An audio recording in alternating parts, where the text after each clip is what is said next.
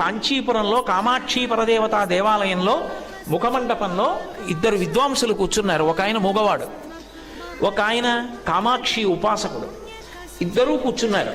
ఒక ఆయన కామాక్షి దర్శనం కోసం పరితపిస్తున్నాడు.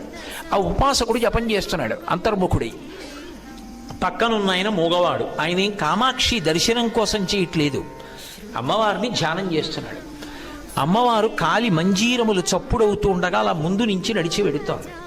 వీళ్ళిద్దరు ఇలా కూర్చున్నారు, అమ్మవారు అలా వెడుతోంది. అంటే వాళ్ళ అమ్మవారి పాదాలు ఇలా చూడగానే కనపడతాయి, నేల మీద ఆసనం వేసి కూర్చున్నారు కాబట్టి. అమ్మవారు దగ్గరికి వచ్చి ఎవరు తన దర్శనాన్ని కోరుతున్నాడో ఆయన భుజం తట్టి ఆయన కళ్ళు విప్పాడు. ఎదురుగుండా పరదేవత.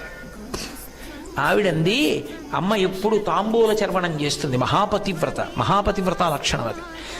ఆవిడ వెంటనే తాంబూలపు పిడచ తీసి నోరు తెరింది. ఆయన అన్నాడు, చీ ఆడదాని ఎంగిలి అన్నాడు. ఆవిడ నవ్వి. పక్కనున్న మూగ ఆయన ఈ సవ్వడికి కళ్ళు తెరిచి చూశాడు.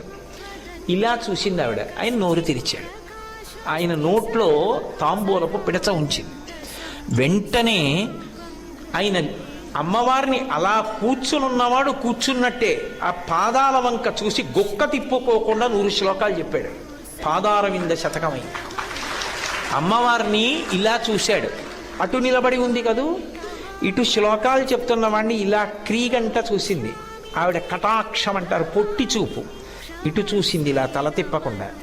ఆ కటాక్షం మీద 100 శ్లోకాలు చెప్పాడు. కటాక్ష శతకమైంది. అమ్మవారు చిన్న నవ్వు నవ్వింది, చూశాడు ఇలా. ఆ చిరునవ్వు మీద 100 శ్లోకాలు చెప్పాడు. మందస్మిత శతకమైంది. అమ్మవారి పెద్దరికం మీద 100 శ్లోకాలు చెప్పాడు. ఆర్యాశతకమైంది. అమ్మవారిని స్తోత్రం చేశాడు 100 శ్లోకాల్లో. స్తుతి శతకమైంది. 500 కలిపి మూక పంచశతి. అమ్మవారంది, ఏం కావాలి, నా మాట తీసేయండి. ఎందుకు తీసేయడం అని? అమ్మా, నేను పుట్టుక చేత మూగవాణ్ణి, ఎప్పుడూ మాట్లాడలేదు, నీ అనుగ్రహం. నువ్వు తాంబూలపు పిడచ పెట్టావు, మాట్లాడాను.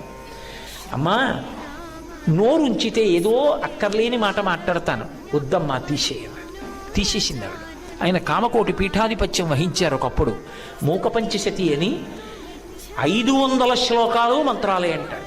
ఇప్పటికీ నేను మీతో పరమసత్యం చెప్తున్నాను, అబద్ధాలు చెప్పు బతకవలసిన అవసరం నాకు లేదు.